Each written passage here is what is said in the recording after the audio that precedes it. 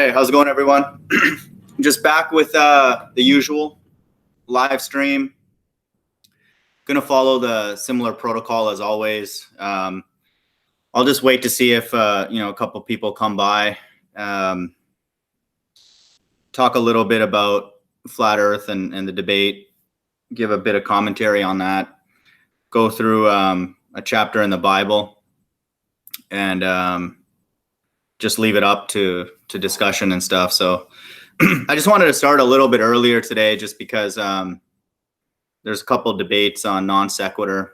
So I'm kind of overloaded on debates and stuff, but they're entertaining nonetheless. But hey, Mind to Manny, what's up, bro? Could you just let me know if the sound is okay? Can you hear me all right? Good to see you, buddy. So I'll just probably watch a bit of the Fight the Flat Earth debate and stuff. So it's just like overwhelming to keep track of all these debates now. There's just so many going on. I was just watching Jose's earlier. I wasn't able to listen in or be a part of it, but there's just a lot of chatter, which is interesting. So, but I'm going to go through John chapter 6. It's a pretty long chapter, but a verse came to mind, and I'll highlight it when I go through it, that kind of got me thinking about all this stuff that's kind of going on in the world, fundamentally, not just with the debate. And I just, it's amazing times we live in. It's just incredible times. It's just a lot of this stuff, not just because of flat Earth, spirituality, who we are, why we're here, where we're going, if we're going anywhere, all these kind of things. I would say I already thought about quite a bit, maybe throughout my life, but it's amplified for sure lately, in the last year or so. Yeah. Hey, Sean G, what's up, man? Yeah, Mind to Manny, it's yeah, I agree. Like today, I just beautiful day in Houston. I was playing golf, and I just I just my personality. I think I need time away from this. So it was a great day to be outside, and tomorrow's supposed to be really nice too. So as much as I enjoy the debates and getting to closer to the truth, it is important to take a bit of time off for sure. We can do this. Sean, what's up, man? Absolutely, we can do this. We are not at the mercy of our government to be, creative and to execute on creative ideas. That's just what it is. And I think the vibe that I'm sensing and I don't like is that we should be fundamentally relying on others to learn and to advance knowledge is not a good thing.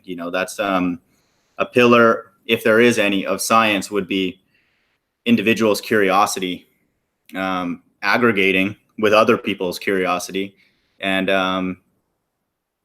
advancing knowledge, wisdom, understanding, and all those kind of things. And so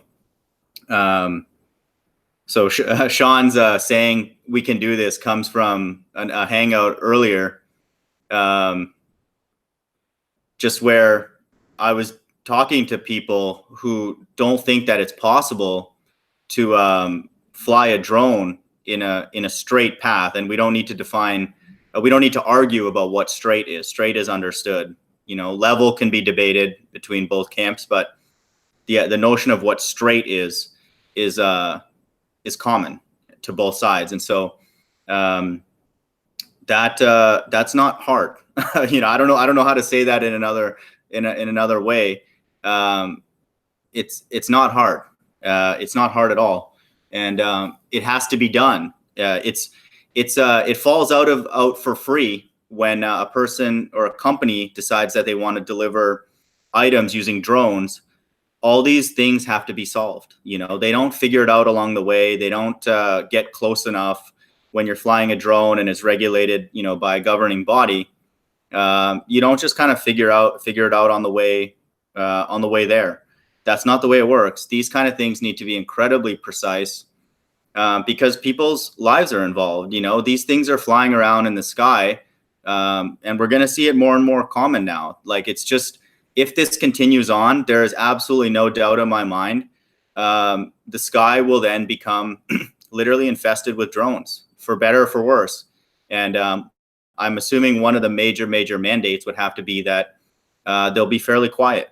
And I think the cool thing about drones, just again, this is just natural. It's just basic extrapolation from what anybody would think about as technology advances, is that they'll probably do a lot of deliveries at night. Like, they'll probably just because then again, there's less people out, so you have less, quote, interference when they're making deliveries and stuff. And so that's where I see this happening. This is the way I see things happening with drones. And it's not in the far future. I don't think it would be unreasonable this year even to start seeing drones in the sky doing things, and stuff like that. So, drone deliveries at night, as long as they can remain quiet and drop things off, again, where there are less people involved, which limits the risk, and all that kind of stuff, is here. This is not futuristic sci-fi.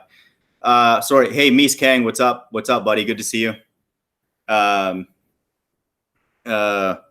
Yeah. So drones flying in a predictable path, whatever that path is needed for it to make deliveries and do things.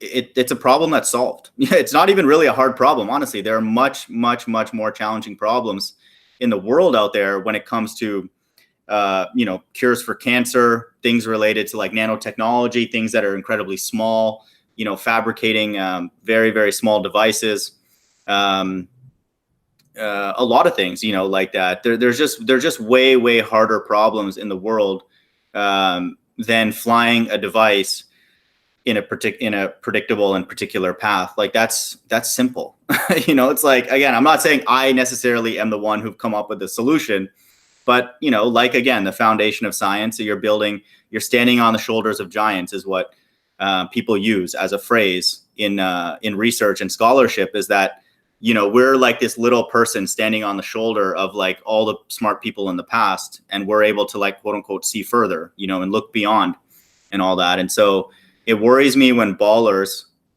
sit on a hangout. This is not a shot to anybody, but deny things that have been done a long time ago.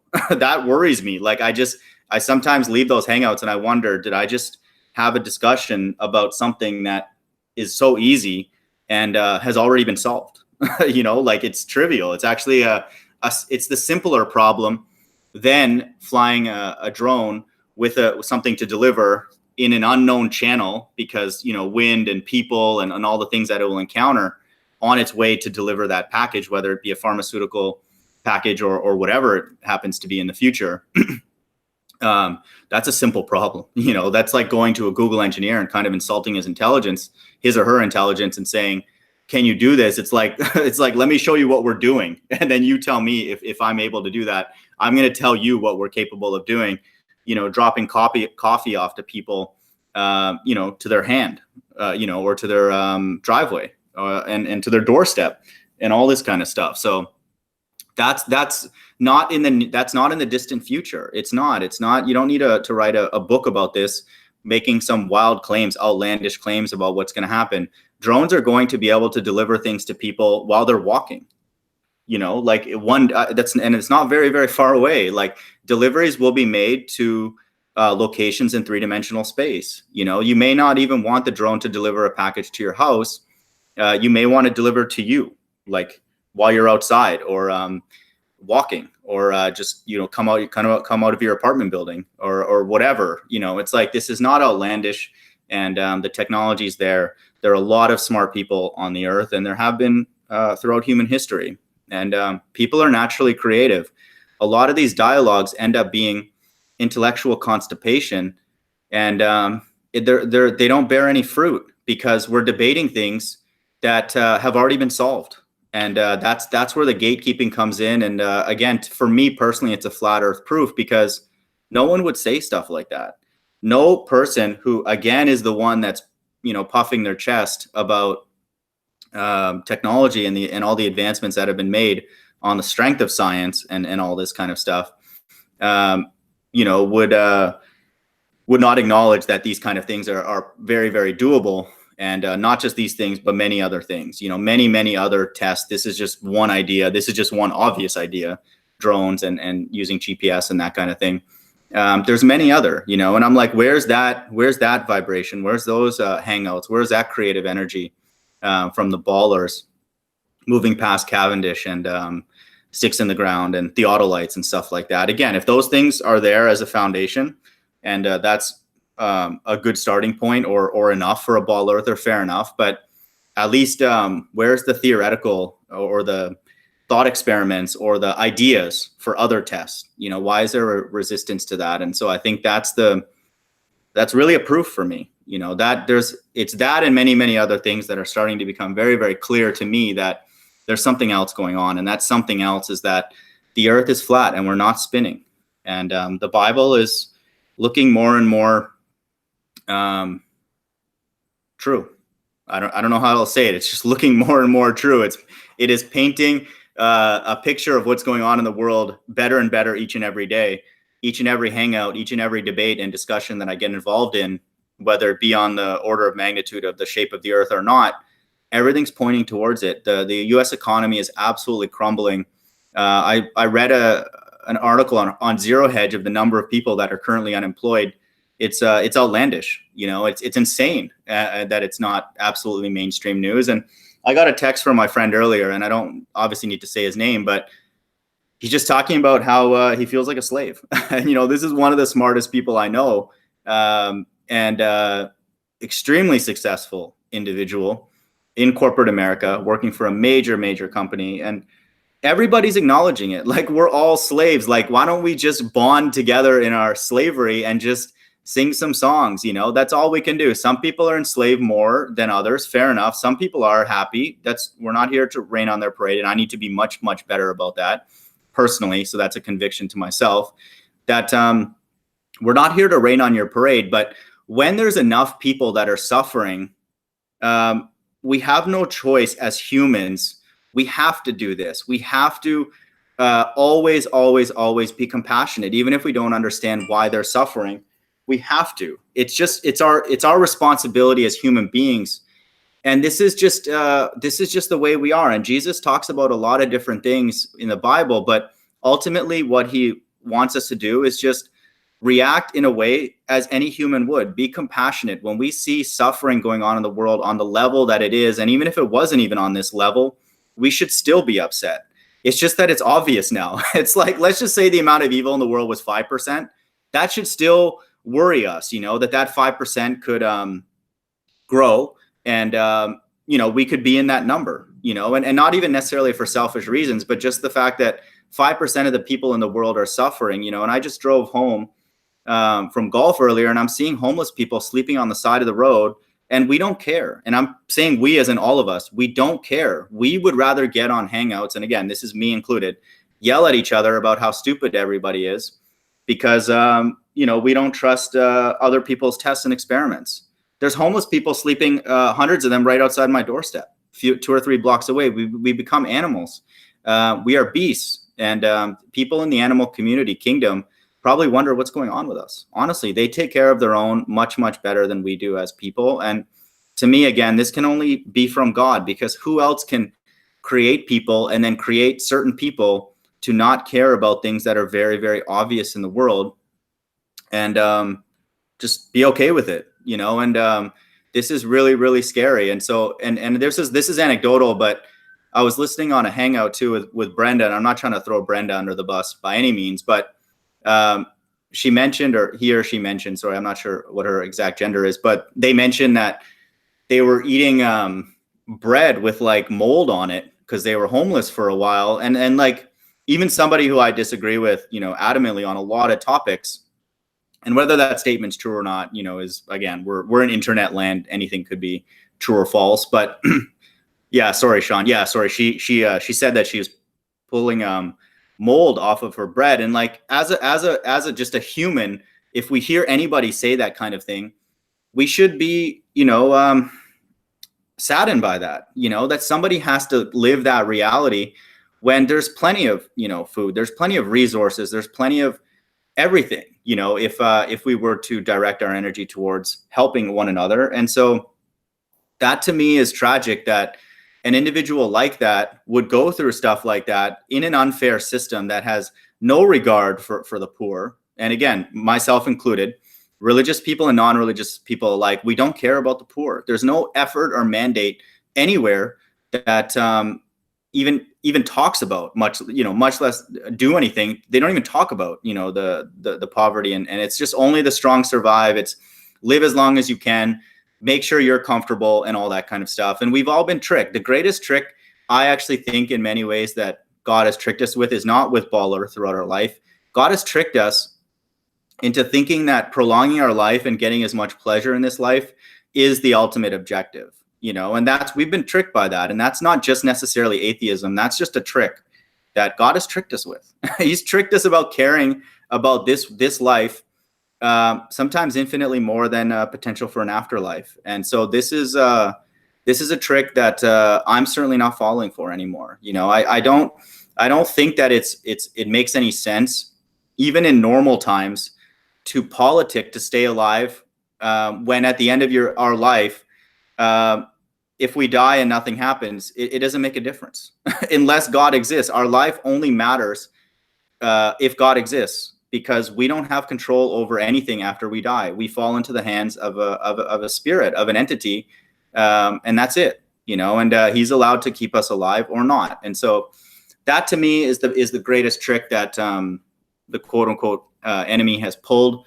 God is orchestrating this, but he's showing us, and I would say me and a lot of others, that that's foolishness. That is absolute foolishness to sow into a system, especially a system that is satanic. 95% of the goings on of the world right now is rooted in something evil or neutral. It is not rooted by anything that's righteous. And no one, I hope, would argue with that, because that's just a fact. I'm sorry to tell you. And if you do want to debate me on that, we can get on a hangout, and there's absolutely no way you'll win. There's no way. I will come with locked, loaded, with everything shooting. There's no way you'll win. Everything on this earth right now is complete folly. And those ball earth, flat earth debates are just one example of it, that we have groups of people, again, I'm part of the problem, I'm in those debates, that refuse to be creative. And we'd rather just listen to Rumpus talk nonsense about a PDF and a ray tracer that him and some other random person are doing, stretching and looming light rays over an alleged radius to give them warm and fuzzies that God doesn't exist. And that's what's going on here. So we've been tricked on many, many levels. And to me, the most deceptive one, and the most, damaging to the soul actually in our day-to-day, is actually just not acknowledging our the suffering of our brothers and sisters, in particular the poor. So, that's me on my soapbox. I just, again, I throw myself in that because there's a lot of things in there that I said that, I'm contributing to the problem. And so, I'm learning myself, if I were to give myself a sermon to begin, is that I need to more and more learn to be happy for other people and not complain that things are not perfect, and just accept that this is what it is. None of us architected this, and it's okay. And I have to be better at if people are happy and prospering. And, I was golfing with a guy today who's just moving to Houston, starting his new life. He's coming here from Ohio. He's excited about his job. He wants his kids here. And he just seemed honestly really happy, and just excited about starting his life in Houston. And I told him, it's a great city. There's nice people here, and I wish you the best. And I think that you'll enjoy it here, and I gave him some tips on places that he can explore and all of that. So it was a good moment for me personally, just to be happy, for somebody else, even if anybody knows my channel, I mean, I'm very, very confident that we're in the end times, but I still have to take a moment and always, if people are happy and excited about things and all that kind of stuff. I cannot get in the way of that. And to me, that is also incredible. That's satanic on the other end, is to, inhibit that or not be happy for people when, they're excited about things, and I do think I'm not taking a step back from my stance that I believe we're living in very, very evil times. But, God is still allowed to bless people even during difficult times. And again, this initial part is for me that, I've just been convicted that I need to still be happy for people and not wish bad things upon people. I think fundamentally God's children, especially the ones that follow this Bible, following the example of Jesus Christ, he died a grisly death on the cross, but managed with his last breath to eke out a petition to the Heavenly Father to ask him to forgive those that did this to him, and not hold it against them.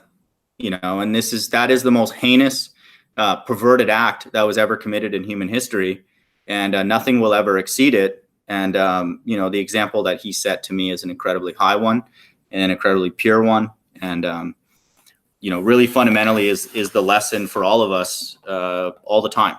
So I'm going to read John chapter 6. I apologize for that long-winded setup, but I just want all of us fundamentally to examine maybe our own life and what's going on, in the world, and what kind of things are we talking about, and what really, really holds value at the end of our life. And I think it'll become very, very clear that much of the goings on in the world right now is complete folly. It's complete folly. All I can do is not add to it too much, and hopefully do little things here and there to limit it. That's really it. It's just an overwhelming amount of folly, and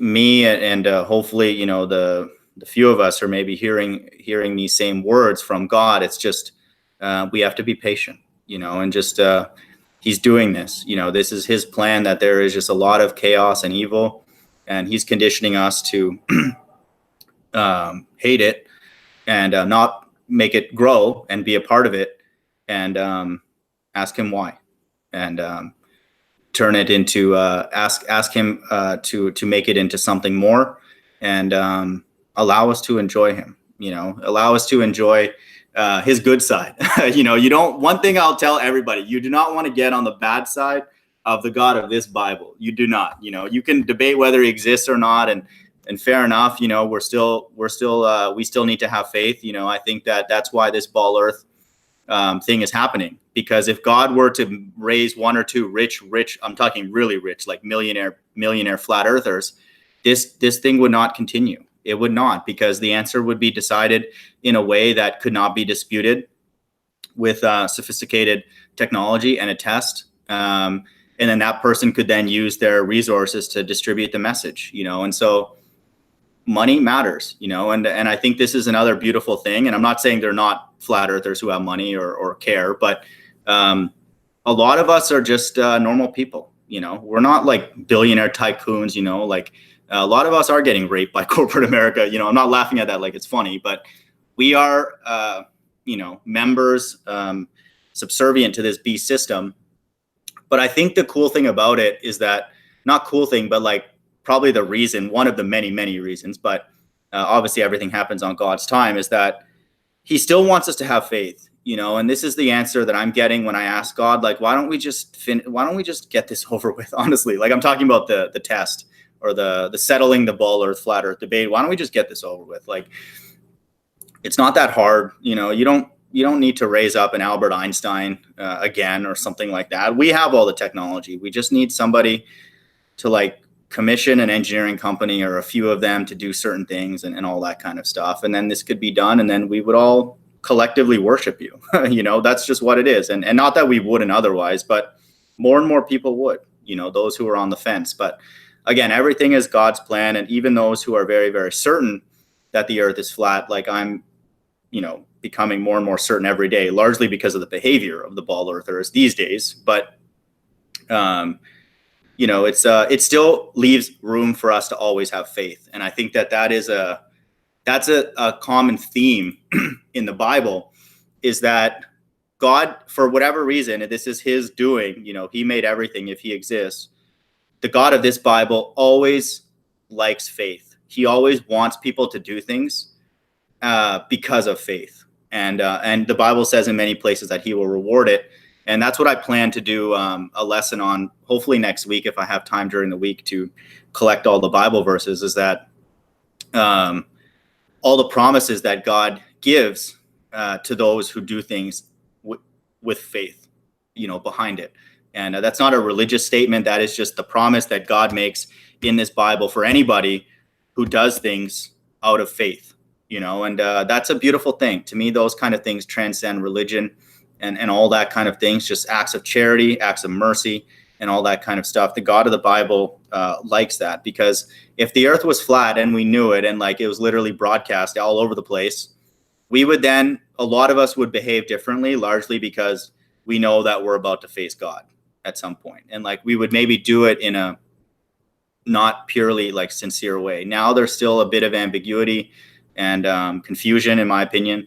And again, this is just, don't take this as gospel. This is just my murmurings to God, and the voices that are, or the thoughts that I'm getting after I murmur. But I just feel like there is a bit of at least technical ambiguity, again, by design. Again, we'd have to believe that if the earth is flat and the God of this Bible is behind it, the deception was clever and it was broad reaching, and it's on his time, and it's on his time. A lot of us, if we would have learned this stuff when we were younger, we would have lost our mind. Probably. I know I would have. So even when we found out about it, is an act of mercy, and carefully planned.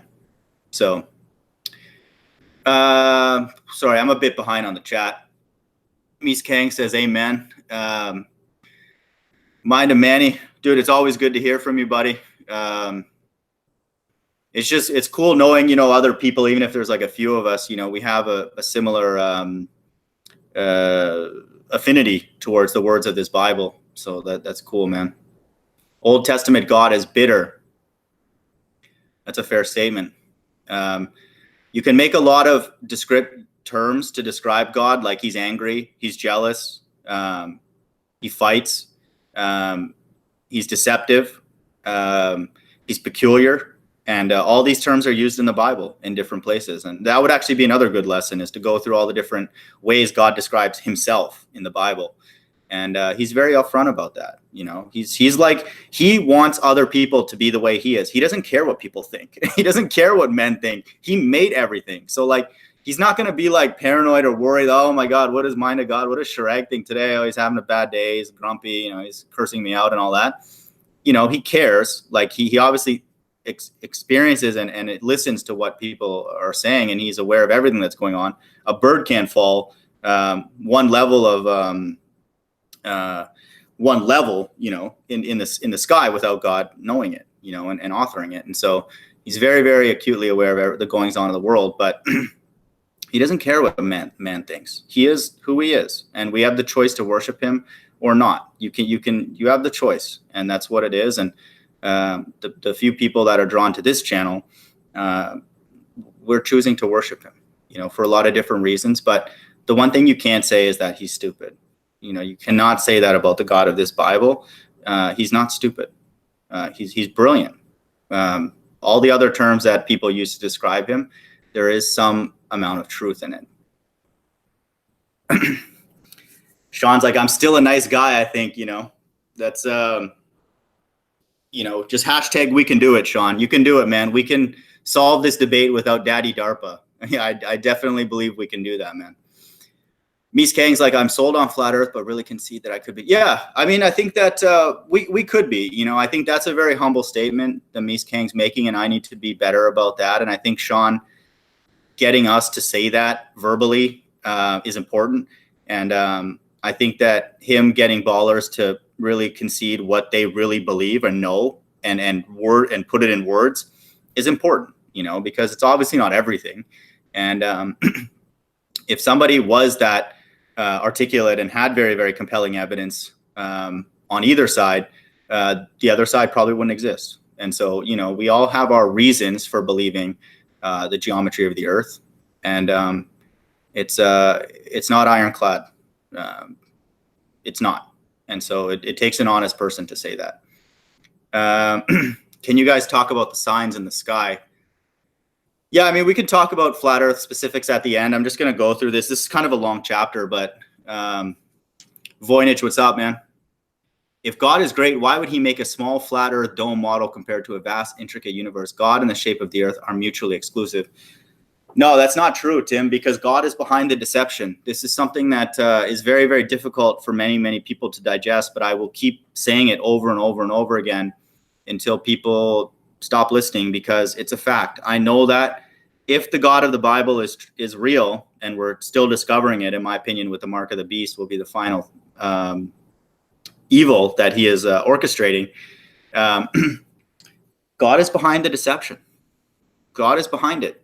And he deserves credit. You can not like it. You can say he's mean. You can say, oh, what an a-hole. Why would he do that? He's just clowning us and all that. You can say that. You could say that without even having this debate, because he put his own son on the cross to die a grisly death at the hands of absolutely despicable people. So that's the most confusing, quote unquote, deception that God has orchestrated in human history. And everything else pales in comparison. So God is the author of good and evil, and he is behind the deception. And like I said, it's incredibly clever. And it's an act of mercy for him to tell us, people who want to worship him, that he's behind it. And he's giving us a heads up that the earth is flat. He made a flat, stationary earth with a dome, as described in the book of Genesis and all the other verses in the Bible. And so it's the shape to some extent is arbitrary, but it's not arbitrary in the sense that the Bible outlines it and then God is behind the deception, which is the most important part, because the deception itself proves that God exists, because no man could orchestrate it. No man's smart enough to do the things that God did and hide curve and optics and put all these potentially billions of people on the earth who believe they're on a spinning space ball flying through Earth. Only God can do that. God controls the minds of all of us, and he dictates what we know and don't know of him, if he exists. So God is going to control everything. God only allows people to approach him in the ways that he wants. It's just like Tim Osmond, try going to the White House and just walk into the front door and be like, hey, Tim Osmond's here. They'll be like, who the hell are you? Get the hell out of here. Like, do you have a meeting? Do you have any important business to do here? Like, who are you? Like, do you think the God of the universe is just going to let random people walk up, into the spirit world and, hey, God, what's up? How's everything? High five, what's going on up here? Everything's cool, and stuff. Like, we're dealing with an entity that created the earth, and God knows what else. And I say that respectfully. God knows what else he's made. We can only approach God first and foremost by invitation and by mercy, and that's just what it is. And so this is God's whole plan. This is his architecture. He architected everything. And again, this is all I can say is that we just want to learn more.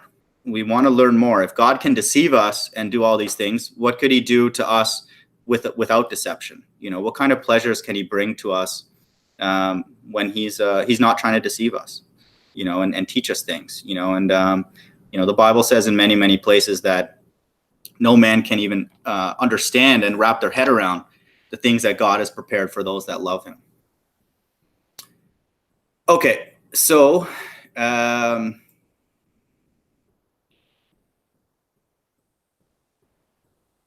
good to see you, ETT. What's up, man? Aristarchus is responsible for it all. You don't have to agree with Pete Shea, but I give Pete a lot of credit. He's I consider him a pioneer. He doesn't care what people thinks. He doesn't care what people think, and that to me is a very, very virtuous trait. And he understands that there's a lot of evil in the world, and that immediately puts me and people like that. We have a lot in common, honestly.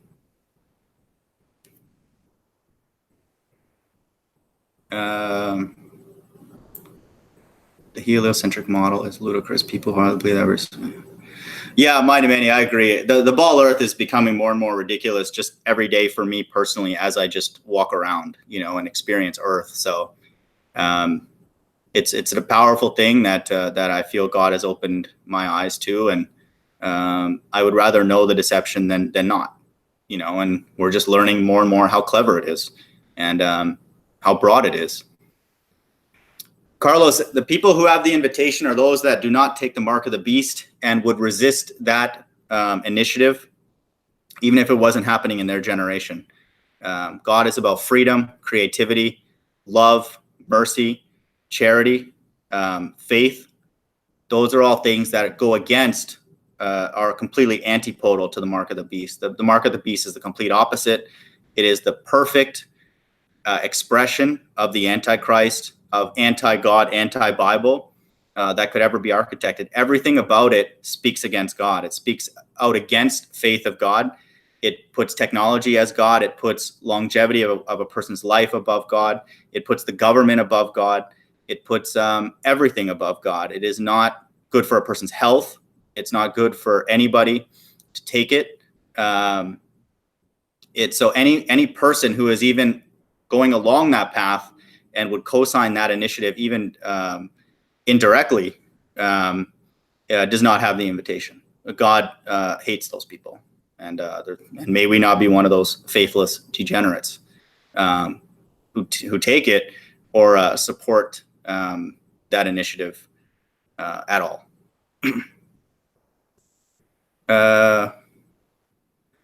Sean, we can do this, man.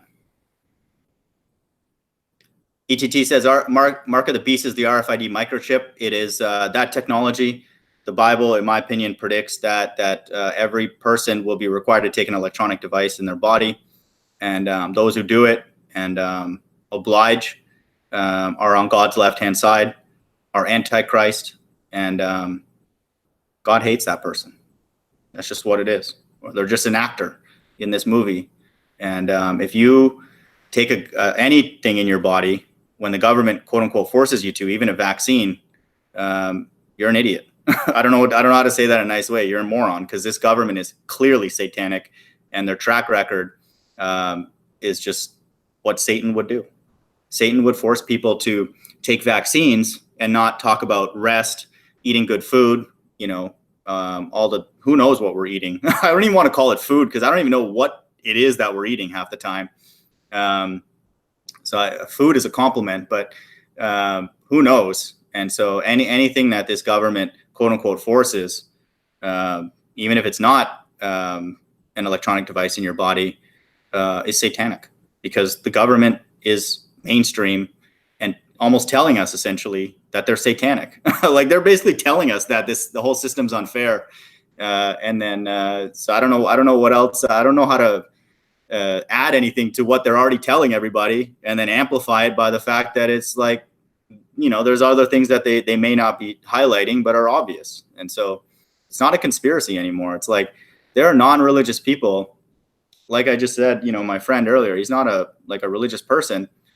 He's like, I'm a slave, and he's just saying it casually, and I didn't start the conversation. He just texted me randomly.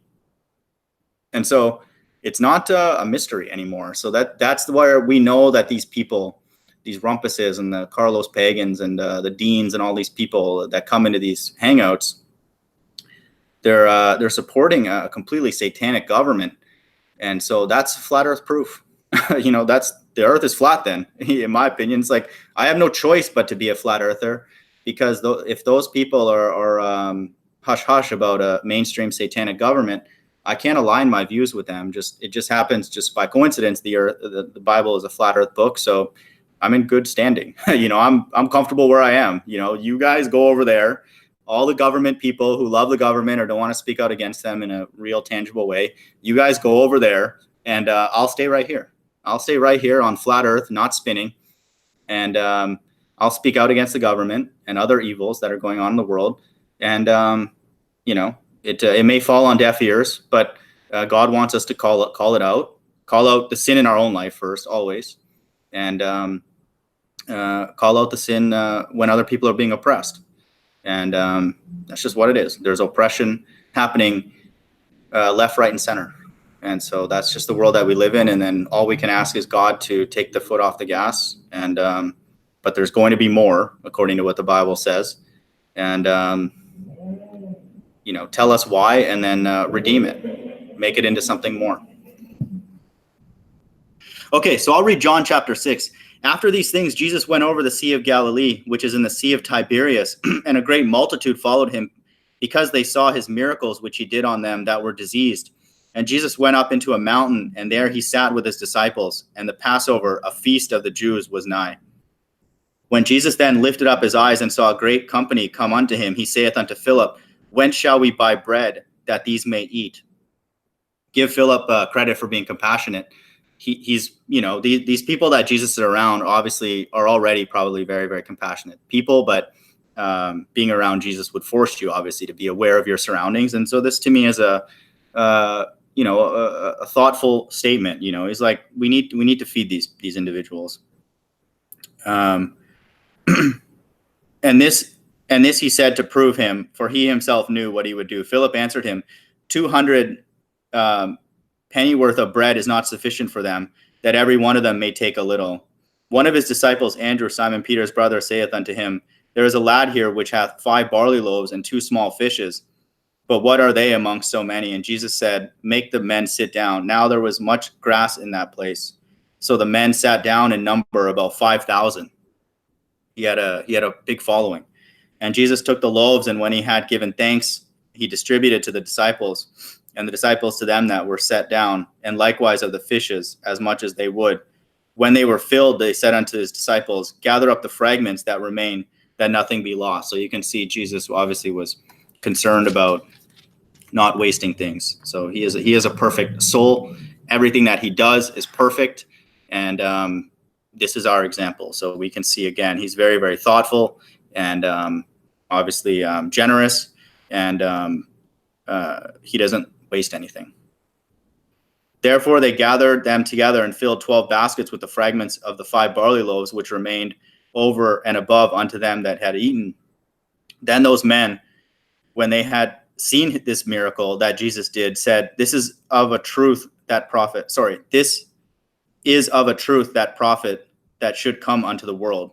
When Jesus therefore perceived that they would come and take him by force to make him a king, he departed again into a mountain himself alone.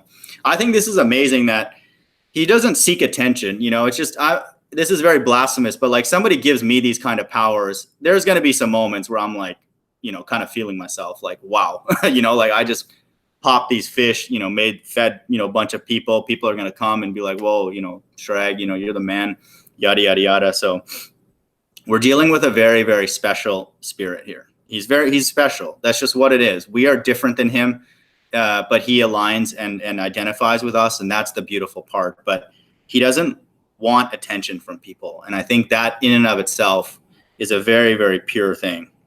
And when even was now come, his disciples went down unto the sea and entered into a ship and went over the sea towards Capernaum. And it was now dark, and Jesus was not come to them. And the sea arose by reason of a great wind that blew. So when they had rowed about 25 or 30 furlongs, they see Jesus walking on the sea and drawing nigh unto the ship, and they were afraid. But he saith unto them, It is I, be not afraid. Then they willingly received him into the ship, and immediately the ship was at the land whither they went. The day following, when the people which stood on the other side of the sea saw that there was none other boat there, save that one whereunto his disciples were entered, and that Jesus went not with his disciples into the boat, but that his disciples were gone away alone. Howbeit, there came and other boats from Tiberias nigh unto the place where they did eat bread, after that the Lord had given thanks. When the people therefore saw that Jesus was not there, neither his disciples, they also took shipping and came to Capernaum seeking for Jesus. You can kind of see like he's getting like a big crowd, a big following. And, it's amazing. Like it would be amazing just to be in this kind of a time period, seeing these kind of miracles happen. These are things that Rumpus could not answer, for obvious reasons. And when they had found him on the other side of the sea, they said unto him, Rabbi, when camest thou hither? Jesus answered them and said, Verily, verily, I say unto you, ye seek me not because ye saw the miracles, but because ye did eat of the loaves and were filled. I think it's amazing whenever he uses the word verily, verily. It's like, I believe it's rooted in the word like verify and like truly.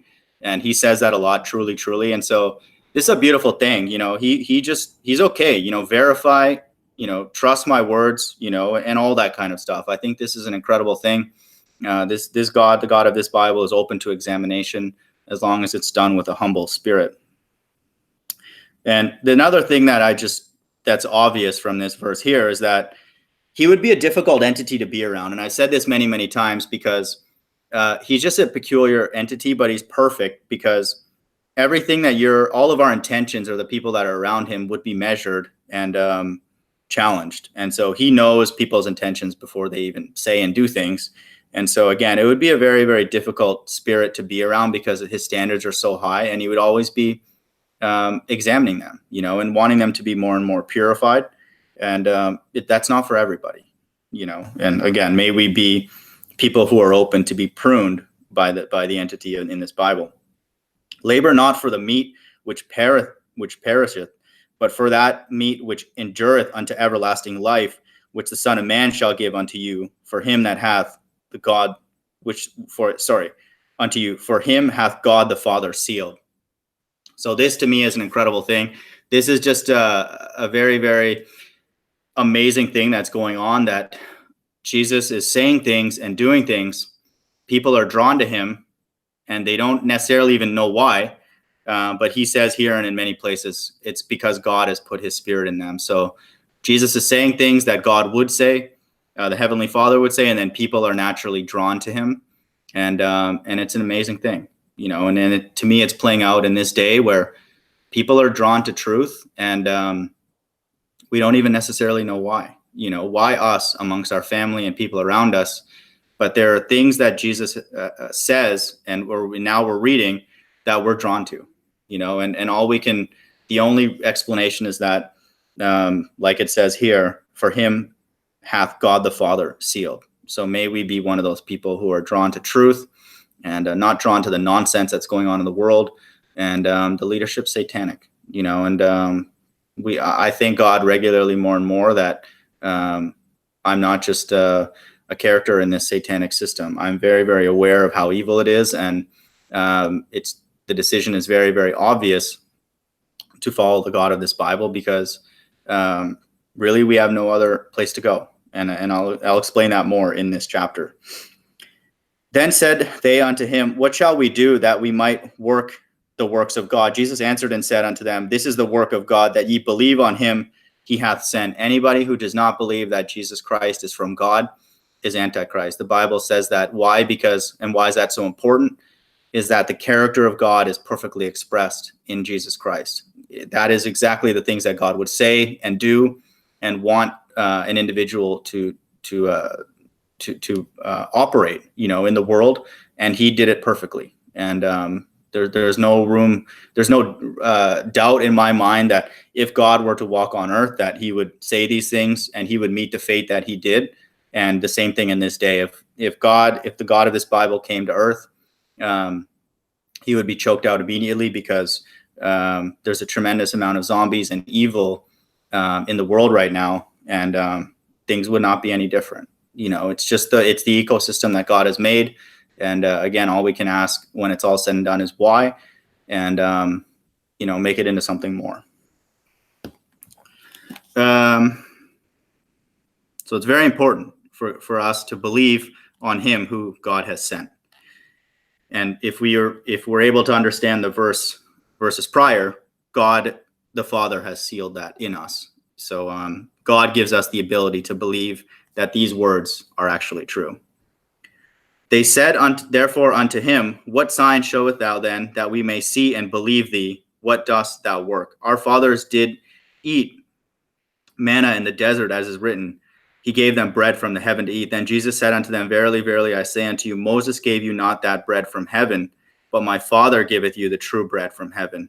For the bread of God is he which cometh down from heaven and giveth life unto the world. So he's getting people to, he's using these analogies of food and bread to get people's minds away from the physical and to the spiritual. And this is Jesus's always his quote unquote agenda in every single conversation. It's very, very obvious that almost literally every interaction, he always puts a zinger in there about the spirit world, because that's all he's capable of speaking of, and that's all he values.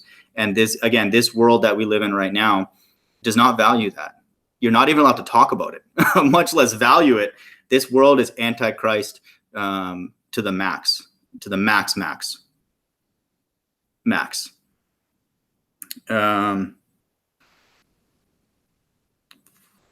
For the bread of God is he which cometh down from heaven and giveth life unto the world. And so if a person does not, understand these words and believe these words to be true, they have no life in them. Then said they unto him, Lord, evermore give us this bread. And Jesus said unto them, I am the bread of life. He that cometh to me shall never hunger, and he that believeth on me shall never thirst. But I said unto you that ye also have seen me and believe not.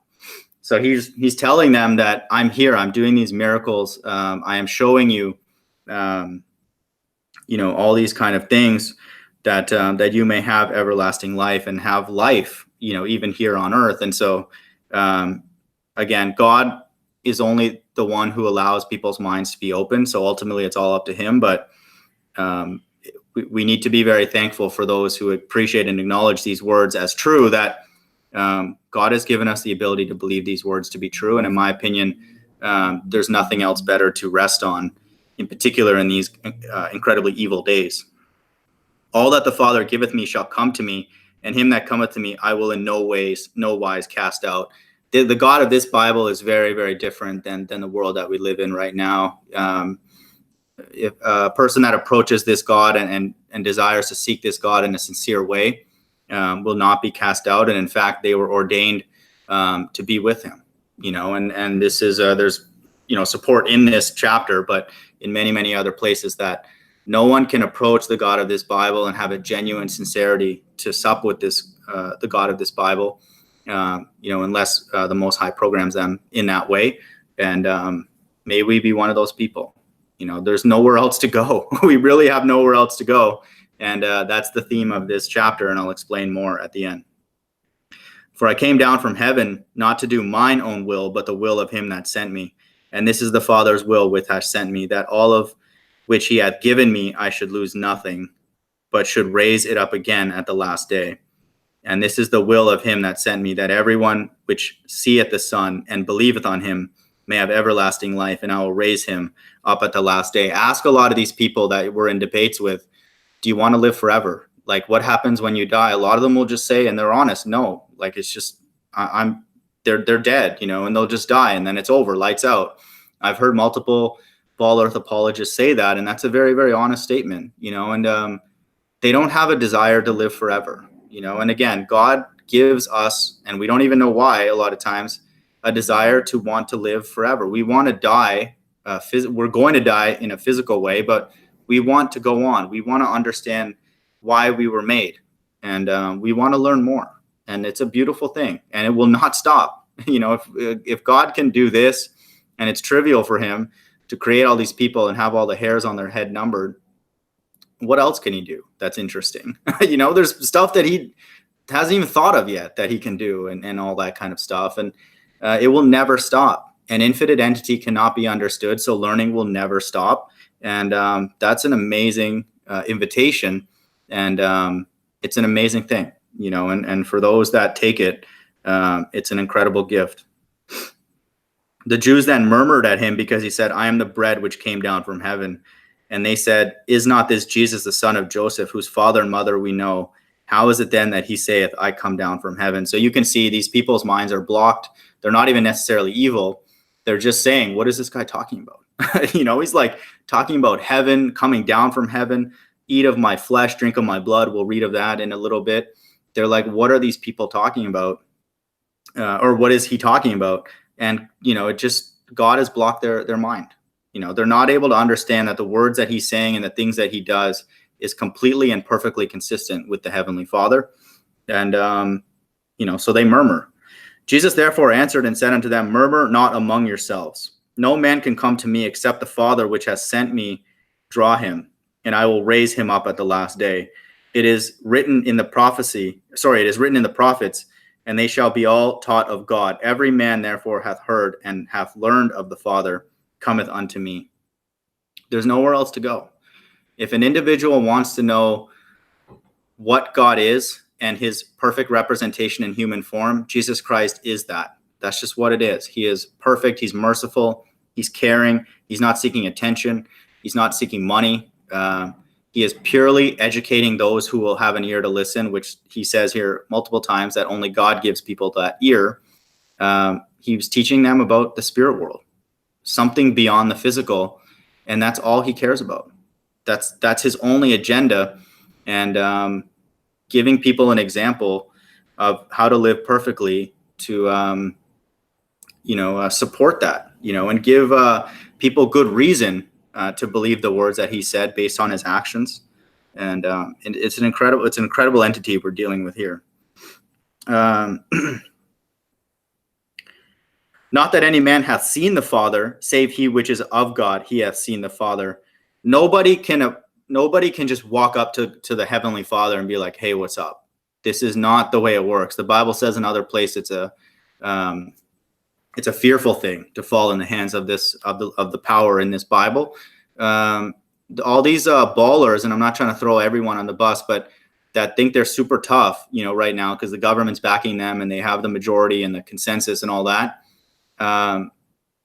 No one's tough next to the God of this Bible. God can make us experience certain pains that we could not even imagine. And we would have to also believe that he can get us to experience incredible pleasures that we also can't imagine. And so, that's not fear mongering.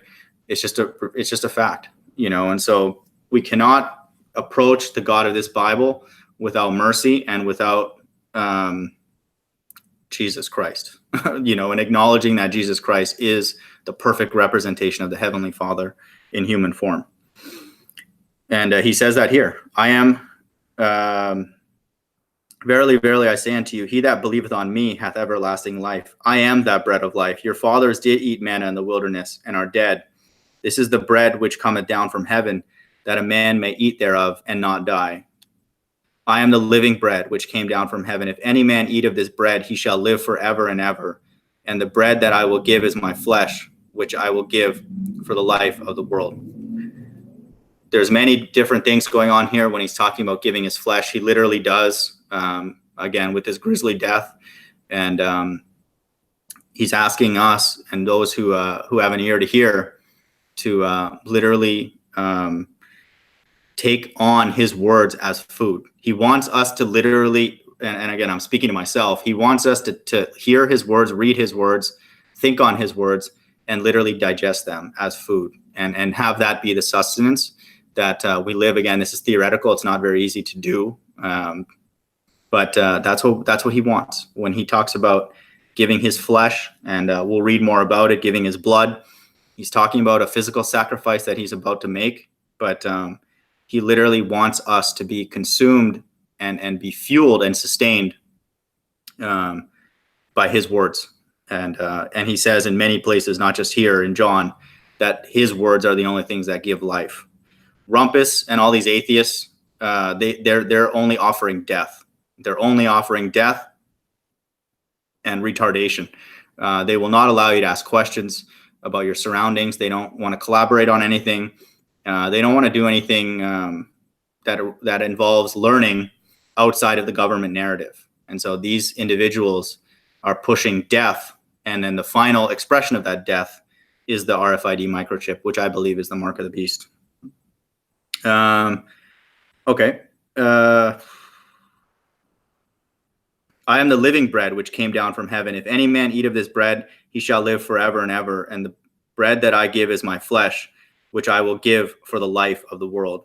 The Jews therefore strove among themselves, saying, how can this man give us his flesh to eat? Again, their minds are blocked. They don't understand. They're only capable of understanding the physical. So when Jesus says flesh, they're thinking like his skin, and when he says blood, they're thinking about his actual blood. And they don't understand that he's about to be crucified, and killed, and literally give those things up. So again, God has blocked their minds, and it's the same God in that day who's blocked those people's minds that's blocking the people's minds now. Anybody who is an atheist is a moron. I don't know how to say it in a nice way. Like we act atheist. We act like atheists, unfortunately. But anybody who believes that this is just a cosmic accident, a statistical chance, is a fool. And so God has blocked their minds. God does not allow them to acknowledge him and worship him. And again, I'm very, very thankful that I don't know what position I'm in with God, but I'm glad I'm not in that camp. I don't want to be a part of that camp ever. Then Jesus said unto them, Verily, verily, I say unto you, except ye eat the flesh of the Son of Man and drink his blood, ye have no life in you. There are aspects of what he's saying here is that those after him are going to also experience pain, and there's many things, in my opinion, that he's saying when he says this, but there is also an aspect when he says, Jesus uses this terminology, like if you have to drink of his cup, and suffering, that he talks to his disciples that they will also drink of the cup of suffering. And we read about that, and it's no different to this day. There are not good times ahead. I'm sorry to tell you, no, you can, you know what we need to do? This is what I was thinking actually, as a 24/7 Ball Earth Proof channel, is get a bunch of ballers on a live stream and just talk about the world, just flash news clippings to them, have them explain, why America, the stores are closing, what's going on in the economy, and all the money printing and all the wars, and post all those articles in front of them and ask them to explain it. They'll be like, no, it's whatever. It's not a big deal. It's just people are moving to online. Stores are not closing. Not a big deal. No, the war, Venezuela is fine. They're just exaggerating and stuff like that. Like these ballers, they think everything's hunky dory. So it's like, to me, that would be one of the funniest flat earth proofs, is just getting a bunch of ballers in a panel, like 10 or 20 of them, the staunch ones, and flash like a bunch of news clippings from mainstream outlets even, and ask them to explain, and make a narrative of it. And they'll be like, no, it's not a big deal. You're paranoid and all this kind of stuff. So there is a tremendous amount of evil and suffering happening in the world right now, and it's not going to get better. And it's prophesied in many, many places that there will be suffering. And again, this is not an easy thing to do, and I'm not the best example of this, but our calling is to suffer the way that Jesus suffered and handle it the way that he did. And with faith, and forgiveness. Again, that's very easy for me to say, but that's what I have to tell you, so, but there's more coming. There's more pain coming, unfortunately, worldwide. Then Jesus said unto them, Verily, verily, I say unto you, except ye eat the flesh of the Son of Man and drink his blood, ye have no life in you. These people are dead, and the times in our lives where we did not have, truth, faith, charity, love, creativity abounding in our life, we were dead. And God did that, but now through flat earth and other things, a lot of us are worshiping God freely, and we're more alive, and we want that to grow and continue. We want more and more faith, more and more hope, more and more trust in God. And, we want more and more life. We want more and more of God around, because we're getting tired of Rumpus and all these degenerates. We're getting tired of hearing stupid things. We want to hear smart things from God that are like humble, creative, righteous, charitable, and all these kind of things. We want more and more of that life. And so to me, in many ways, that is the perfect way to describe the kingdom of heaven. It's just life in its abundance, and it's nonstop. Whosoever eateth my flesh and drinketh my blood hath eternal life, and I will raise him up at the last day. That's a promise. That's an incredible thing. For my flesh is meat indeed, and my blood is drink indeed. He that eateth my flesh and drinketh my blood dwelleth in me, and I in him.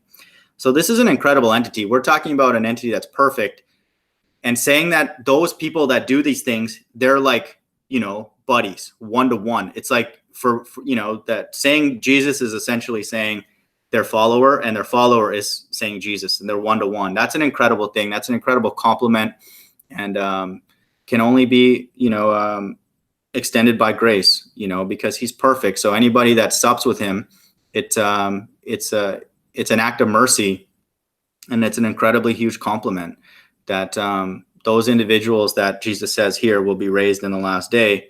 He would even acknowledge them. And, the people here on earth, a lot of them are complete degenerates. And, some people we would be awestruck by. How much more would it be with the spirit of the entity that created the entire world? And it's an amazing thing. It's very, very difficult to wrap our head around, that an entity like this can be this humble.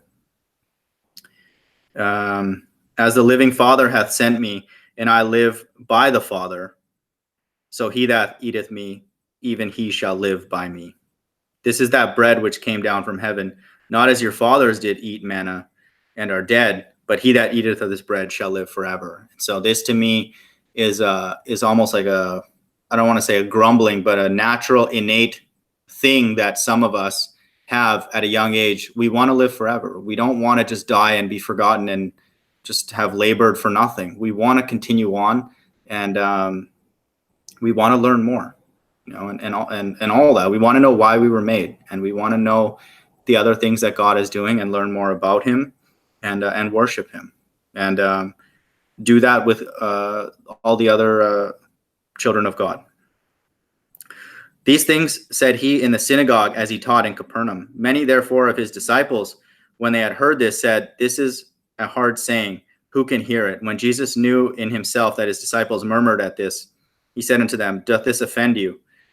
This is an incredible thing. I think even as much as I said that some of the people around him are blocked, even the people very, very close to him who acknowledge him still don't fully understand what's going on. And again, I think that more and more now, I'm very, very thankful for our mind and a lot of our eyes being open to what's going on in the world.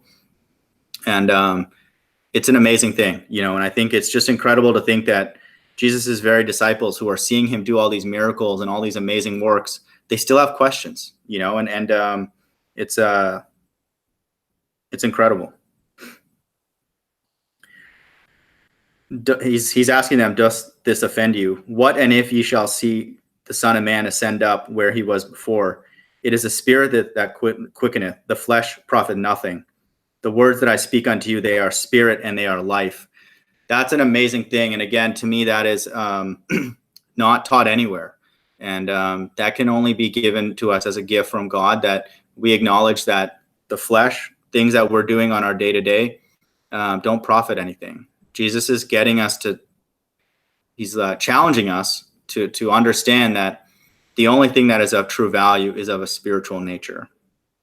And everything that is spiritual is life, because everything in the spirit is free. It is outside of the bonds, of our body and our fleshly desires and jealousy and all that. And in many ways, the stupidity of those around us and ourselves. And we are in the presence of God, and that is spirit, and he equates that with life. But there are some of you that believe not. For Jesus knew from the beginning who they were that believed not and who should betray him. So this is, again, a very, very powerful statement that God is setting up the whole narrative. These are people that are pre-programmed from the beginning. They won't understand and they won't believe. And as much as we need to do what we can to persuade people about truth, it's not our responsibility, because certain people just will not listen. We could give them hundreds and hundreds of flat earth things. We could give them hundreds and hundreds of articles about how evil the government.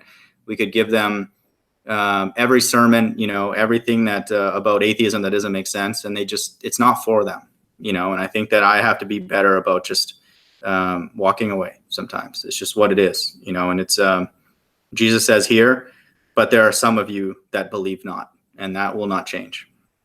And he said, "Therefore said I unto you that no man can come to me except it were given unto him of my Father."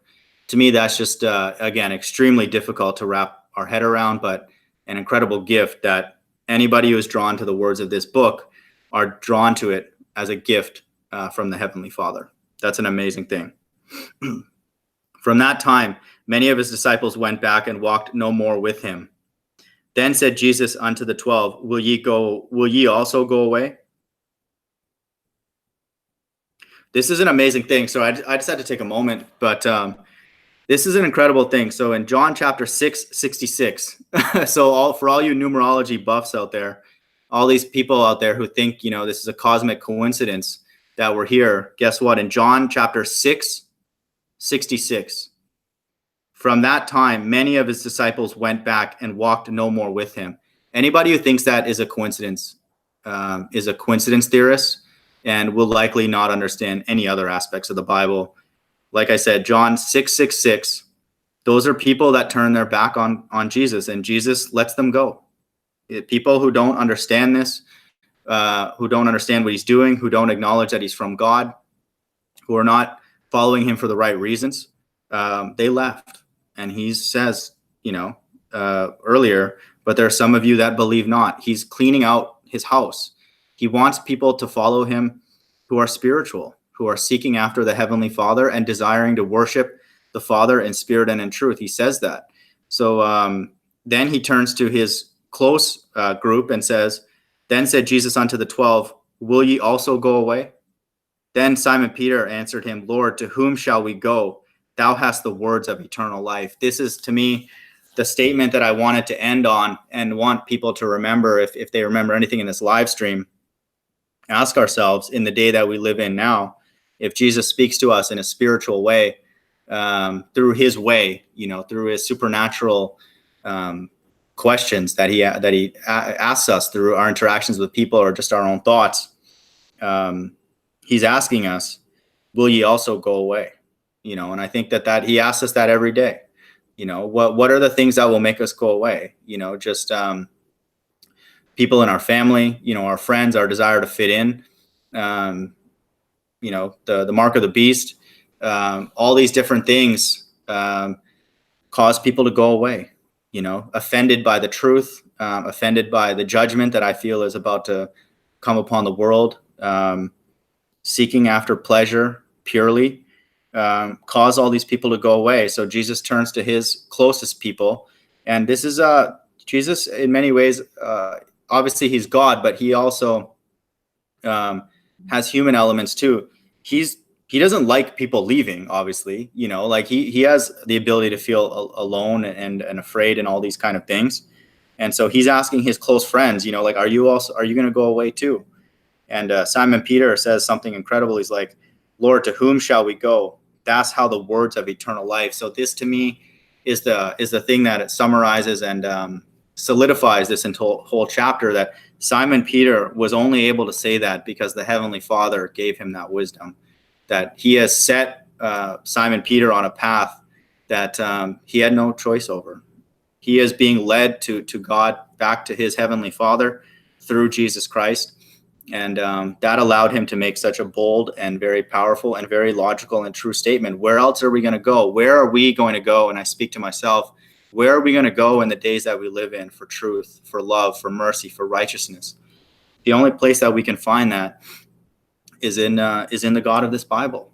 And may he be the one that is orchestrating all this evil in the world for a righteous purpose. That's all we can hope for. Where else are we going to go? Are we going to go to daddy government? Are we going to go to mommy YouTube to help us? Are we going to go to these satanic corporations? Are we going to go to these atheist ballers? These people want to kill us. These people want us dead when we're speaking out against the government and the evils. We're, in effect, actually trying to help them and ensure that they're not enslaved. Further, they want us dead. Where else are we going to go? And I'm saying this to myself, and God is saying this, I think, to a lot of us. Will ye also go away? And we believe and are sure that thou art that Christ, the Son of the living God. I am becoming more and more sure that the God of this Bible is the true God. And he is behind all of this. He made all of us. And what an incredible entity. It's just I don't even know how to say it. How does someone make an earth, put people on it, govern the narrative, give us a sense that we are free when we're not, and die the way that he did to teach us things about the Heavenly Father, our true Father, and do it in such a pure and humble way. And all he asks us is to be charitable, to be humble, and to seek God. And this is an incredible entity that we're dealing with in the God of this Bible. Peculiar, but incredibly pure. Jesus answered them, "Have not I chosen you 12, and one of you is a devil?" He spake unto Judas Iscariot, the son of Simon, for he it was that thou should betray him, being one of the 12. So there's always evil. This is just the way God works. There is purity, but there is always evil infused, and God infused evil into the world right from the beginning. And it's no different in Jesus's time, and it's no different today. God is behind the evil in the world, the major ones. He is behind the mark of the beast. All the decisions on the day-to-day that we make, some of them are because of our environment, and some of them are our own doing. And only God knows which one's which. And but also there's a lot of things that we've done that we probably don't even remember that brought God a tremendous amount of pleasure. When we do simple acts of charity and those kind of things, and those kind of things that he's poised and ready to reward people for that, and may we do more of them with whatever time is left. Sorry guys, that was the whole lesson. That was I'm way behind in the chat, but I'll scan back up and just kind of go through some things I see, and then if anybody has any questions or thoughts. Okay, so I'll just go back to this dialogue on God is a racist. Anybody who even thinks along those lines is not spiritual. Again, we're all tempted to do that. And everything, like I said, that Jesus talks about is spiritual. So here, God's children, how do we describe them? They're going to be seeking truth. They're going to be calling out the sin in their own life. They're going to be calling out the sins in the world, oppression, evil. They're going to stick up for the poor, the widows. They're going to be charitable, and they're going to be full of faith, and they're going to be people who are at least sowing to some extent into the kingdom of heaven, and will refuse the development of the mark of the beast, and obviously not take it. That is, to me, the best definition of God's children. And I did not mention race once. And we're not in a position in the days that we live in now to identify any individual as a quote unquote Israelite. So all the metrics are spiritual, and really it would have been no different anyway in those days when everybody knew who they were and what tribe they were from. But it's just amplified now. There's so much confusion and evil in the world that God's children are reuniting with truth. First and foremost, God has to be worshipped in spirit and in truth.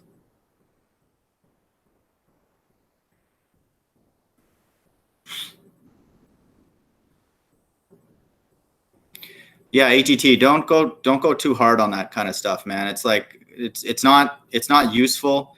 Even your comment you left on my page recently, again, I don't mind feedback and stuff, but you don't know that you're an Israelite. You don't. None of us do. And honestly, I'm not saying it doesn't matter at all, but we don't know. The only thing that we know is that certain people are drawn to truth and the words of this Bible, and we don't know why.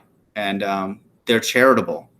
They have compassion, even on their enemy, the Bible says. So again, I'm not saying that I'm the best example of that, but those are the things that are the litmus test, the ways to test people's spirits of whether God likes them or not. That's it. So just relax with some of that kind of stuff, in my opinion. Just if you have an ear to hear that, I would relax with some of that Esau and Edomite and Idumea stuff.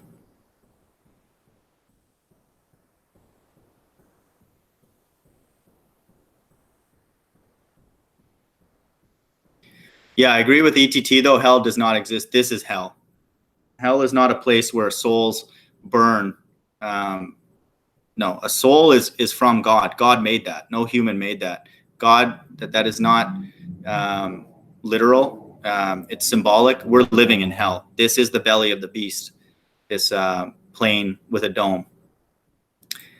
Death and Retardation, the autobiography of the Rumpus. It's like, the reality is, even if he was right, it doesn't matter because we're not learning anything. So, and he's obviously not. I don't believe he's right on a lot of things, but it doesn't even matter. He is a perfect representation of the education system right now.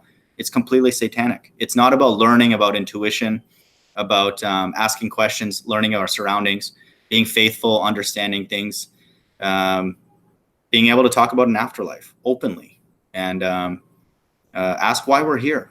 Why were we made? Who made us? My forefathers are not chimpanzees. I'm sorry. None of us have that in our lineage. It's absurd. So to me, he's a perfect caricature of the obviously satanic system that we live in. And the more he talks, the more God exists. So we just need Rumpus and the other ballers to just talk more, and then God will just appear. That's a bit tongue in cheek, but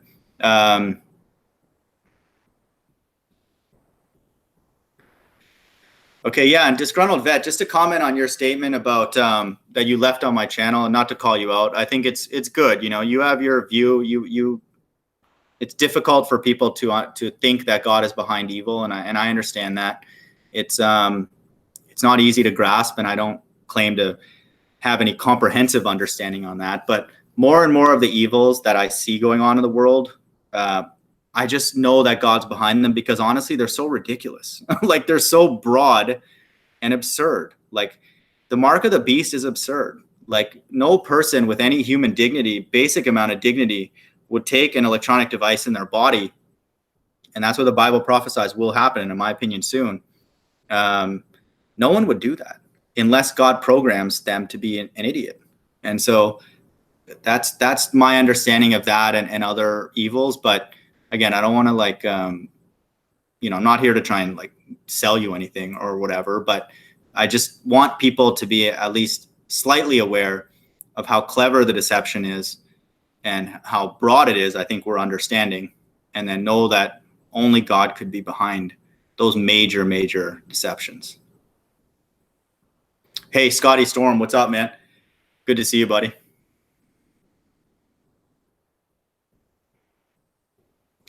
So it looks like ETT and Disgruntled Vet are going back and forth. I might read that a little bit later. Sorry, I'm just going on. Yeah, Mind of Manny, I'm going to check out the, I'll check out the non sequitur debate. And sorry, man, Mind of Manny, I think I missed some of your comments in the last chat. I apologize, because you've been following and listening for a while, and I appreciate you spending time listening in. I think it was related to awake souls and stuff. And so if I didn't address that, just let me know. But, I think that, again, God has different levels, gives people different amounts of truth, some none. And if the mark of the beast is indeed going to happen soon and in our lifetime, that is the quote unquote supreme truth, because that would be the narrative for why all the evil is happening. And I think it's important for those, whoever they are, that feel that is going to happen, to speak out against it, and whether it's awake souls or whoever, a soul that is awake and that ends up happening would speak out against it, in whatever way that God calls them to. So that, to me, is the most important litmus test for a quote unquote awake soul in the days that we live in.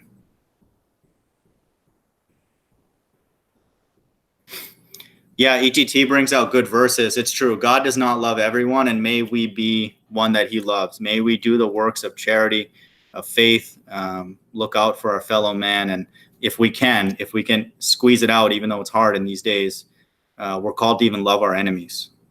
So that's an incredible ethic. That's a supreme ethic, in my opinion, that the God of this Bible does not just say, he showed it. He showed it in a grisly way. It's an incredible thing, and that's the standard. Also, I hate the nations. Yeah, the Mies Kang dude, for sure, buddy. If you want to jump on, man, no problem. I'll send you the link. God, but as we have said, it's not about. Yeah, it's ETT. I don't have any issues with you bringing up those kind of verses, again, I'm not here to like squelch the Bible or take away from your enthusiasm whatsoever. I would just be careful with that terminology because we don't have ways to verify those things. We just, it's not that it's not true and that those people do not exist today, those lineages. It's just we don't have the information, to make something of that in any kind of conclusive way. And so the most important thing, and I think you would agree with me on this, is that God's children are going to be identified, and I believe you and I would agree soon, by those who don't take the mark of the beast. And so people who refuse the mark of the beast are going to come in all different shapes and sizes. That's just what it is. So the Mies Kang dude, I'm going to shoot you an email with the link. If anybody else ever wants to join, in particular those that I kind of hear from regularly, don't hesitate if you ever want to chat.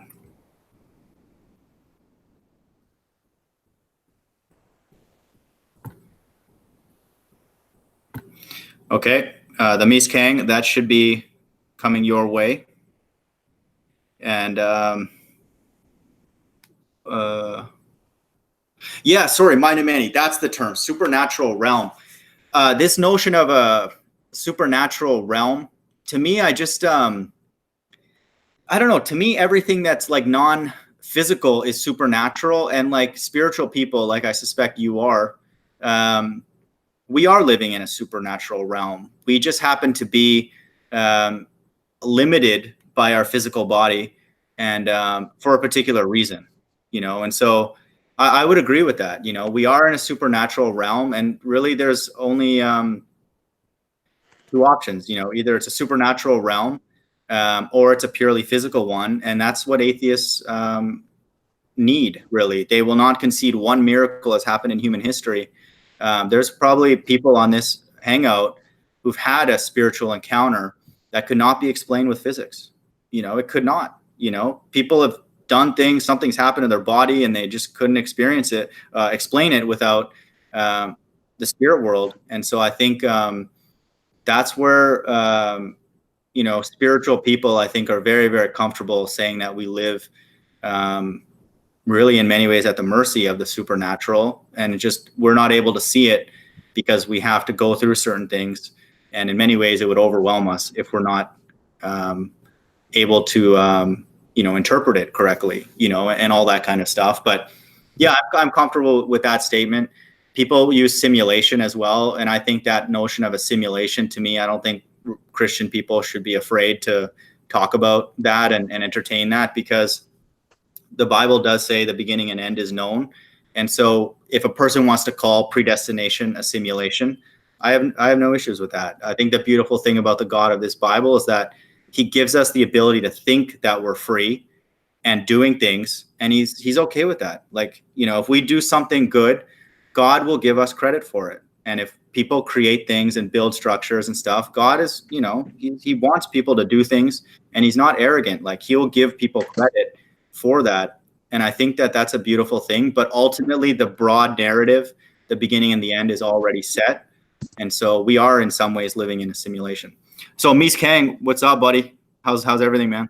What's happening? Hey. So far, so good. You can hear me and everything's good? Awesome. Loud and clear. I can't see the YouTube chat no more, though. Okay. Yeah, man. Good to have you on, buddy. What's on your mind? How's life treating you? Pretty good. I actually had this quick anecdote I wanted to share with you. Okay. I readily concede that I might think this is more awesome than it is, because I know the kid, but I think you'll get a kick out of this. Nice. I told you what my profession is. I'm a garbage man. I love every minute of it. It's great. Mm-hmm. And for the past, it's like a little over a year, I've been lucky enough to work with the same dude. He just turned 21 a couple months ago. I'm sad to say he is joining the military, but maybe that's for him. Mm-hmm. But very quickly, we discovered that we both believed in Jesus, loved the Bible the whole bit. and that led to me starting to tell him about all the rest of this. Don't know if he buys Flat Earth yet, but he concedes that the Bible is a Flat Earth book and is willing to listen to everything I've had to say. So I've been going on. Yeah, he's a great kid. And the fact that he was willing to hear me say the earth might be flat and not think I'm crazy said a lot about him. We sound less and less crazy, though, I would say, daily. But I hear you. It is wild, for sure. It took a long time to come to it, and he was willing to listen. Like the first day I told him about it, we both put our headphones in and listened to Rob Skiba prove that the Bible is a flat earth book. Like the first day I told him about it. So I've been filling his head with this stuff, vaccines, the whole bit for the past year. And last week he had to take a day off to go to the military entrance processing center to sign his contract to get ready to shift for boot camp. And they take you in. It's like a group of 20 or 30 people, and you sit there one by one. You're there all day.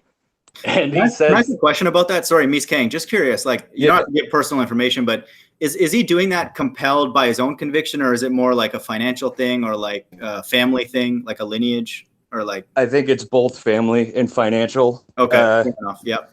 And I mean, I can't blame him. Like I'm 31. I made a lot of poor choices, and I'm a garbage man. But so it is what it is. I love it. Maybe he's still. It's his own life. You know what I'm saying? Like, he's got to find his own way. Sure. But like his dad and his brother, they're in the military. So it's not like he won't get something out of it, but we both know what that is.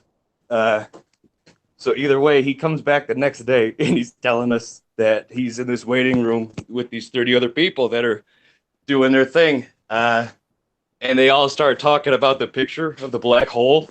Yeah. And he's sitting there for a couple. Yeah, he's sitting there for a couple minutes listening to go on and on about it. And he turns, he's like, that's not real. None of this shit is real. It is in the military entrance processing center telling all these people this stuff. That's amazing.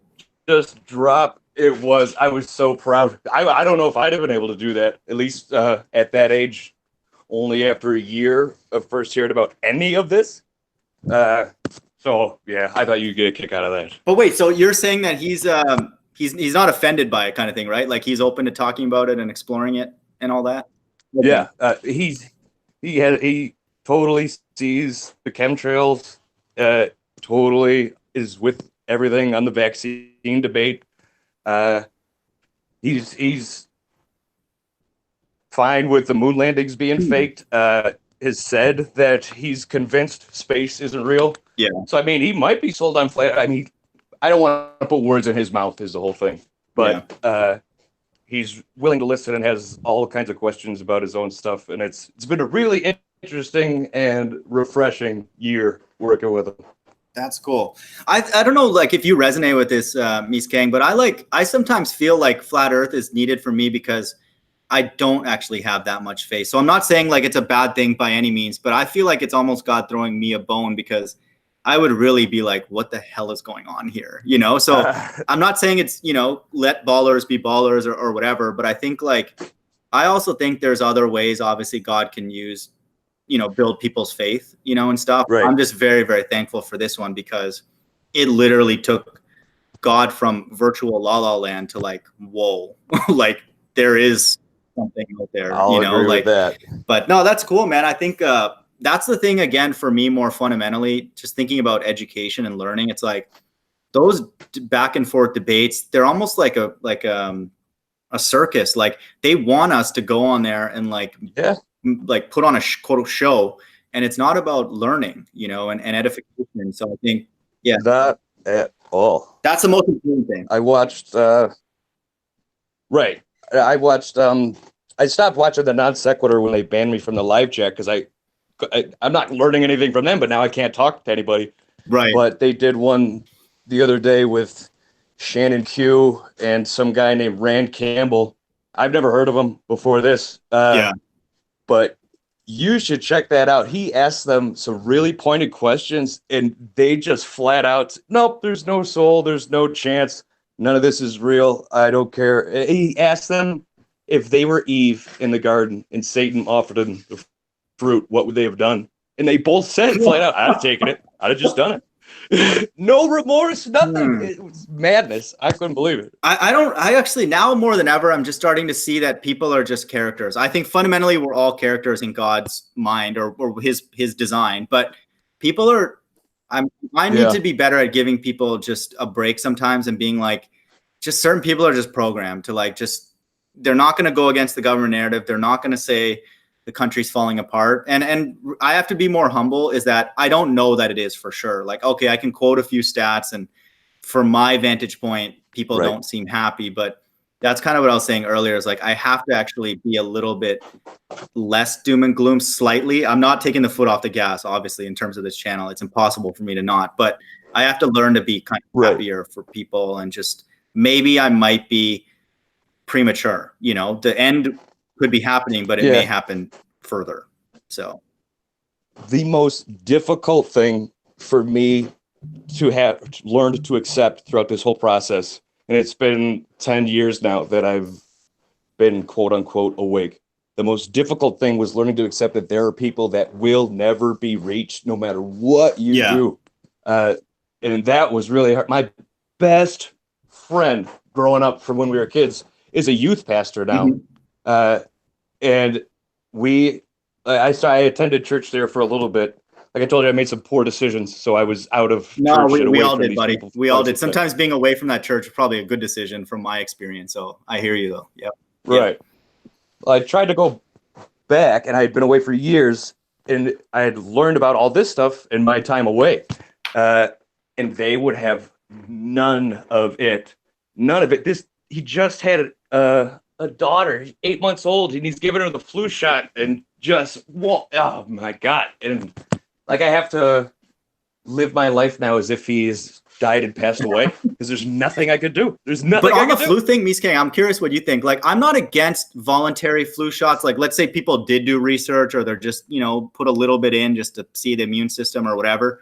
But it's the force part. Right. Like, forcing anything fundamentally to me is just so anti everything. It's like literally us forcing religion on them. No one wants that. And Jesus even says it won't work because some of them are programmed to not believe. So it's a waste of time. So, that's where that whole thing, to me, people can say, oh, we're paranoid, but it's like, no, stuff like that. I read an article earlier. People are being fined for not taking vaccines and stuff. Yes. Like, what the? That was happening up here in New York. If you didn't have the measles shot, you weren't allowed to leave your house if you were under 18. Jeez.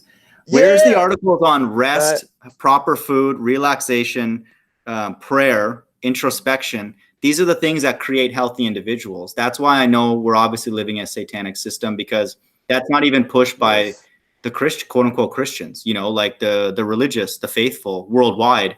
So, we're getting squished on in all directions. When I tried to show it, I'm all for clean vaccines right now. The way they're manufactured is eugenics and population control, whatever. But for the science of vaccination, I'm with it. But that aside, when I tried to show this man some of the research on this, his argument back to me was, well, if it's God's will for my daughter to be injured from the flu vaccine, there's nothing I could do about it. I was like, dude, well, if it's his will for her to get the flu, then you can do about it. What are you talking about?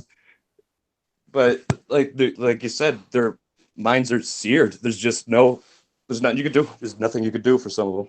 Miskang, I got a question for you, not to put you on the spot, but I'm curious. Like, let's say your world, you could create a perfect world for yourself going forward, just you in a vacuum, not to use the term vacuum, but like, what are one or a few aspects of the heaven that you would be like, you would be excited about? Have you ever thought about something like that? Like different things you want to explore or create, or? And one of the things that I'm most excited about, but is also most difficult for me to conceive, is the fact that I will no longer have the fleshly desires. You know what I'm saying? Like, I can not watch porn, I can not masturbate, that kind of stuff. And I can reject the lust when it comes to my head when I see a pretty girl, but to not have that happen at all, and not have to if I reject all earthly desires, I'm still going to live my life having to fight them. Yeah. So to not have that fight on the daily, Right. sounds really intriguing.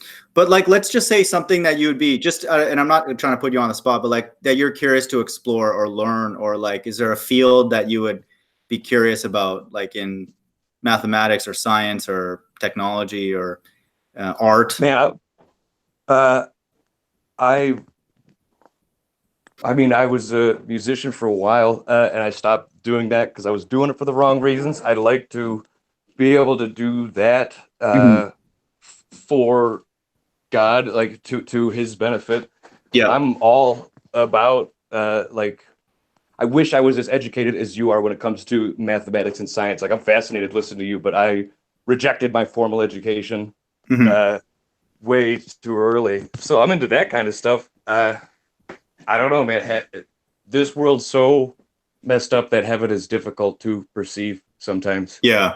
I'm not trying to put you on the spot. I've been thinking about that more and more now, because I feel like I almost have like nothing really else kind of meaningful to think about. Cause sometimes I'm like, I catch myself, I'm like, most of my thoughts are like kind of pointless. It's like, how do I solve the flat earth debate? Which, again, I think will happen over Yeah. time.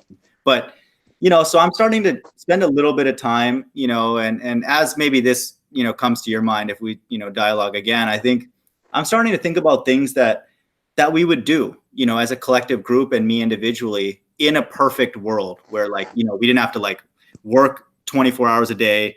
We Right. didn't have to like fight off Rumpus and his nonsense. Like what would I actually kind of want to do and learn and explore and all that I kind don't of stuff. I don't know. This is a strange side note for me. One of the reasons I love my job so much, as unideal as it is because I tell myself, even if Jesus was back here right now and the world was perfect, people would still have to get their garbage Yeah. taken out. So I don't have to worry about any moral ambiguity or forced spiritual homosexuality that you would in the corporate world Mhm. that you talk about. You Yeah, know what I'm it's talking about.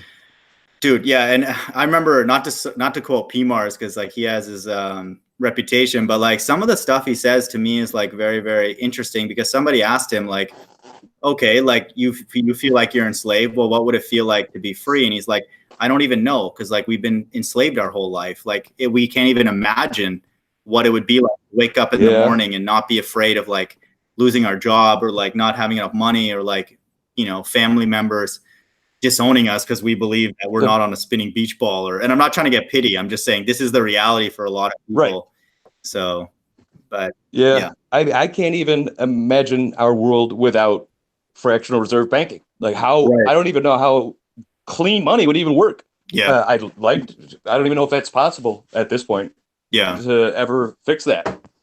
I think a lot of the evils in the world are largely revolving around boredom. I think, and again, I'm not trying, I don't want people to come on my channel and say, oh, Shrag's just trying to like, forgive everybody's sins and just, absolve everybody's responsibility. But I just think, again, and I think you would probably agree with me on this, the God of the Bible is not stupid. Like, he's not just like throwing people under the bus and being like, oh, like, look at you morons, like doing all this Right. stuff. He knows that the environment, the ecosystem we're in intimately, like down to like the breeze that's coming across our face, Yes, like sir. he knows everything. So he's aware of all the different forces that are acting on us, not gravity. But I think that that's the thing that, it's hard to sometimes imagine, what we were kind of designed for to do, and all these different things that, we would do unobstructed from, in many ways, like government control and all that kind of stuff. Like what kind of things Right. could we explore and ask? And I think that,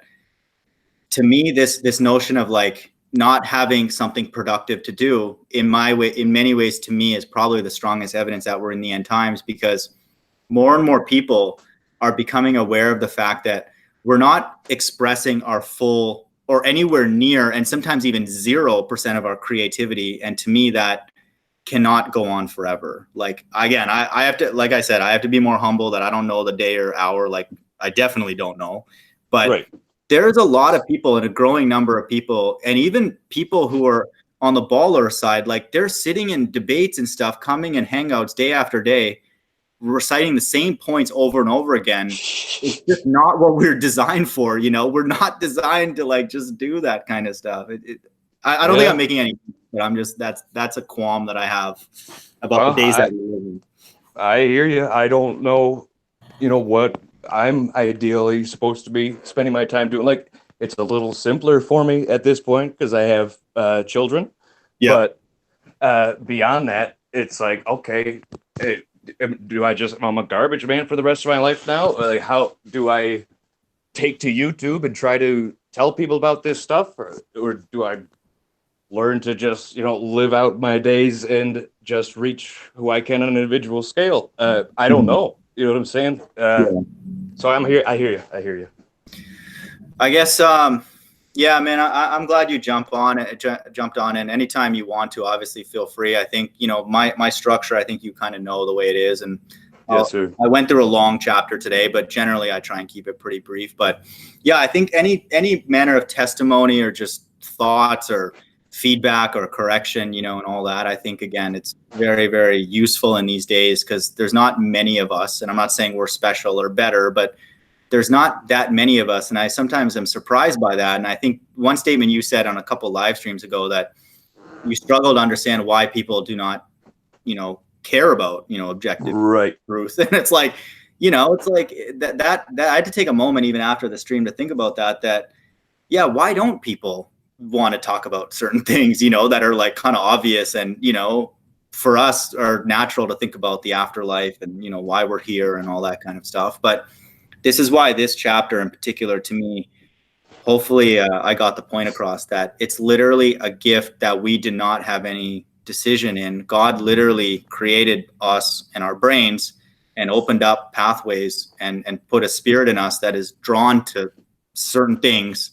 And sometimes we don't even have an explanation for why. But now I'm very thankful because I would not want to be drawn to this madness that's going on, Nope. Yeah. It ain't going to end well there at all. Right. So I think that powerful, that cool, statement, man, that was said at the end where he's like, will ye also go away? Simon Peter said, where shall we go? Lord, to whom shall we go? I think that to me is a very, very powerful statement. Where else can we go, for answers? Honestly, we're not getting it from the ballers. We're not getting it from the government. We're not getting it from our clergy. None that hold up to any objective scrutiny at all. Yeah. And it's like, again, even if they were right, I'm not allowed to hang around them because they're not speaking out against the beast system and they're not speaking out against things that are obvious. So I couldn't even hang out with them even if they were correct, which obviously I know that they're not. But yeah, I sometimes tell them these things, sometimes out of like pity. I'm like, guys, don't make it so easy for us to be faithful, like make it a little harder, like, so we have to really trust God. You're giving us a flat earth on a silver platter, like it's absurd. That whole crowd is scary, man. You could just switch them out. They all say the same shit. Like, put them behind a different account. You wouldn't know who is who if they're just typing. It's crazy. And no normal person, if you ask them a fairly benign question, would say, no, I'm not allowed to talk about that. It's like, like you could just say, I just want to keep who I voted for private or, whatever. Yeah. But normal people who are also being enslaved would not want to like withhold their opinion about the government. It's like we're all getting squished. So it's just things that are not logical and so pervasive to me scream God. I think everybody has their different ways that they build their faith in God and awareness that he exists. I think from what you've said in the past, you've had, certain supernatural encounters. So I think it's cool the way God uses different angles to like get people to closer to him. But to me, it's like, it's becoming ridiculous, honestly. Like at this point, yes. Like just the fact that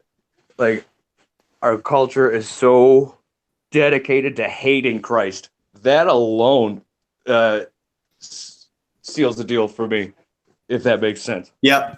What did he do so wrong in this day that like, and it's like, okay, even if a person does hate Christ, well, go to the churches then, don't come to us. Like, go to the top dogs and like, go ask them, why are they taking people's money and like, forcing their religion on people, so it's like, and that's why I tell ballers, we know that it's flat because if you guys really believed if it was a ball, then you would go to these churches that, claim to be flat earthers, flat earth book, which it now obviously is.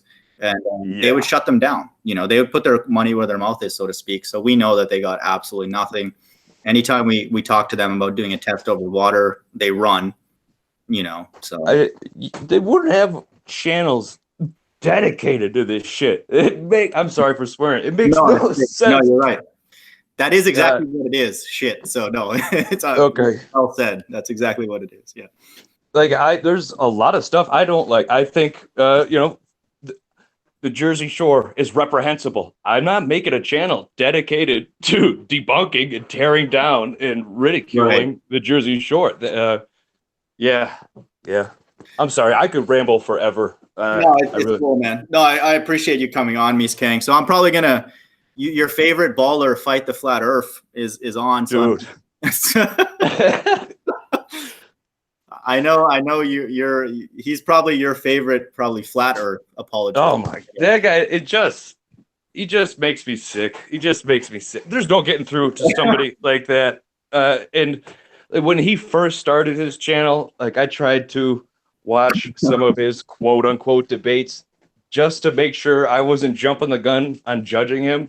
Yeah. And the man just screams. He just screams. He's worse than the Rumpus at times. Yeah. You already know.